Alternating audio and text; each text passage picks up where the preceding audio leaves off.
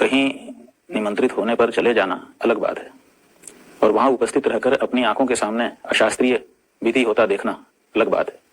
हम लोग जवाबदेह होते हैं अपने हिंदू समाज के प्रति। अगर हमारे सामने कोई अविधि हो रही है, शास्त्र विधि की उपेक्षा हो रही है, तो जनता हमसे पूछती है कि आपके रहते हो गया, आप कैसे चुप रह सकते हैं, आपने क्यों नहीं बात उठाई? तो हमारा काम हमको करना पड़ता है। तो हमने देखा कि ये सब हो रहा है तो हमको बोलना पड़ा। आप कुर्सी पर बैठे हैं, आधी कुर्सी बनी हो, आपको हम बैठा सकेंगे या आप बैठ सकेंगे? तो जिसमें हमको बैठना है वो चीज एक तो पूर्ण निर्मित होनी चाहिए। कुछ लोगों को समझ में नहीं आती है बात, क्योंकि शास्त्रों का अध्ययन नहीं है उनका। वो कहते हैं कि गर्भगृह तो बन गया है, बाकी भले नहीं बना। जिनको शास्त्र की समझ नहीं है वो ये भी कह सकते हैं कि वहां बैठने लायक जगह तो बनी गई है, लेकिन कोई भी जो विशेष व्यक्ति जब बैठता है, और जब कोई सामान्य व्यक्ति तो कहीं भी झाड़ पोछ करके बैठ जाता है, लेकिन विशेष व्यक्ति तो जब उसका आसन पूरी तरह से निर्मित हो गया हो और उसमें जो भी प्रतिष्ठाएं करनी है वो कर दी गई हों, विन्यास कर दिए गए हों, तभी वो विराजमान होता है। तो ऐसी स्थिति में भगवान श्री राम को विराजमान होना है। मंदिर अभी बना नहीं है और अधिकतर लोग समझते नहीं है। वो जानते हैं कि मूर्ति में प्राण प्रतिष्ठा होनी है। नहीं, ये धर्मशास्त्र नहीं है। मंदिर में प्राण प्रतिष्ठा होनी है।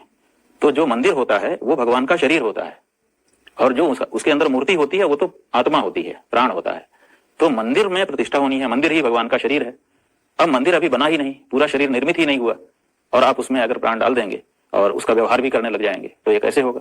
गर्भ में बालक आता है तो गर्भगृह क्या है? गर्भाशय। हमारी माता का जो गर्भाशय है वो गर्भगृह है।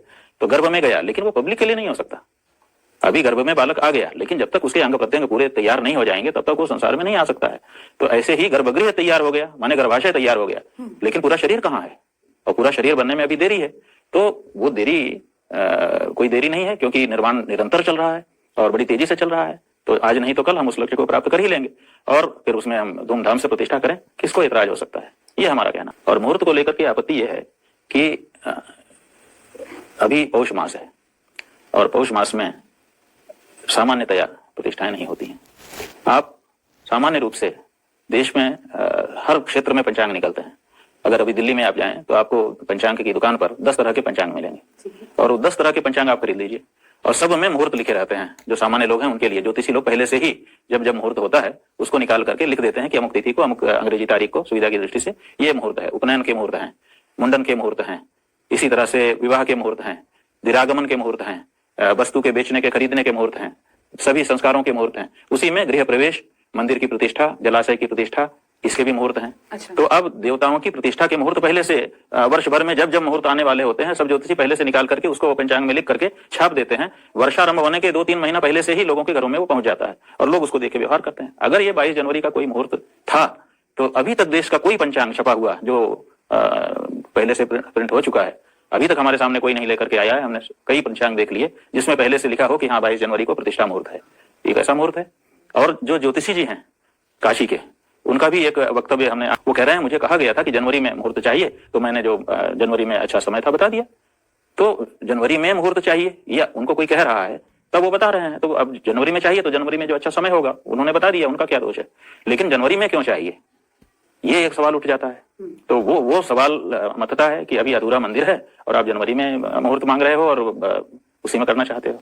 ये बात हम तो ये कह सकते हैं कि ये समय सही नहीं है और अभी मंदिर भी अर्धनिर्मित है। दोनों बातों के लिए हमने ध्यान आकृष्ट किया है।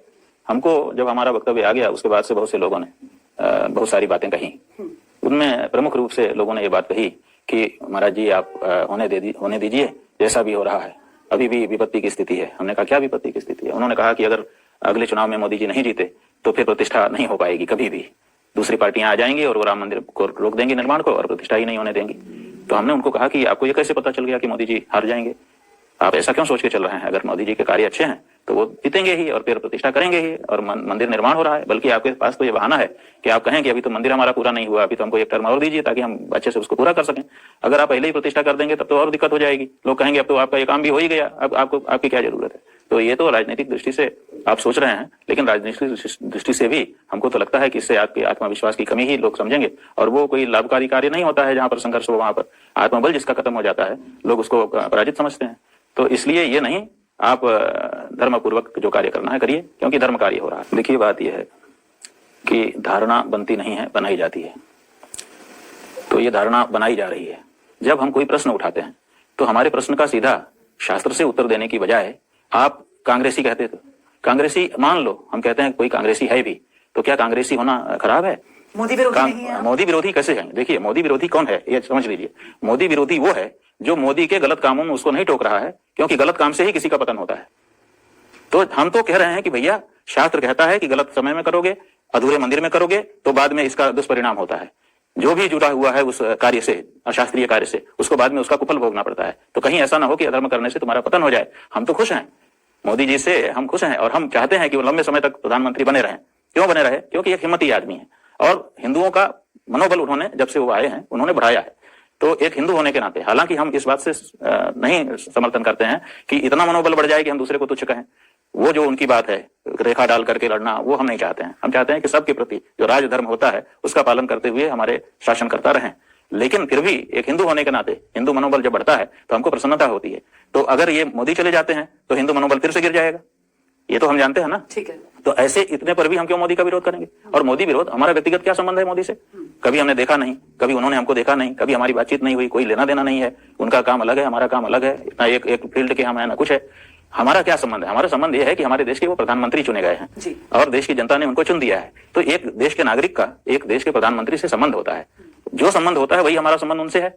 तो हम अपने प्रधानमंत्री को, जो कि मजबूत है, जो कि पूरे विश्व में जा रहा है, आ रहा है, परिश्रम कर रहा है, उसको क्यों गिराना चाहेंगे और उसके विरुद्ध क्यों होंगे? तो हम मोदी विरोधी नहीं। हाँ, मोदी के द्वारा अगर कोई गलती होती है तो हम उसका विरोध करते हैं, डट करके करते हैं। जब उन्होंने काशी में मंदिर तोड़े, और मंदिर ही नहीं, 2-2 हजार साल, 1500-1500 साल, 1-1 हजार साल पुरानी जो हमारी पूजित मूर्तियां थी, उनको तोड़ करके मलबे में फेंका, तो हमसे नहीं देखा गया। हमने विरोध किया और डट करके किया, और आज भी करते हैं, और जब तक जीवित रहेंगे उस कार्य के लिए उनको हम गलत कहेंगे। तो वो हम कहते हैं कॉरिडोर बना नहीं, आपको बहुत अच्छा बनाने के लिए हम 50 की हत्या कर दें? अच्छा, आप बताइए, एक मूर्ति की पूजा करने के लिए हम 10 मूर्ति तोड़ दें? एक मूर्ति का महात्म्य बढ़ाने के लिए? ये नियम नहीं है।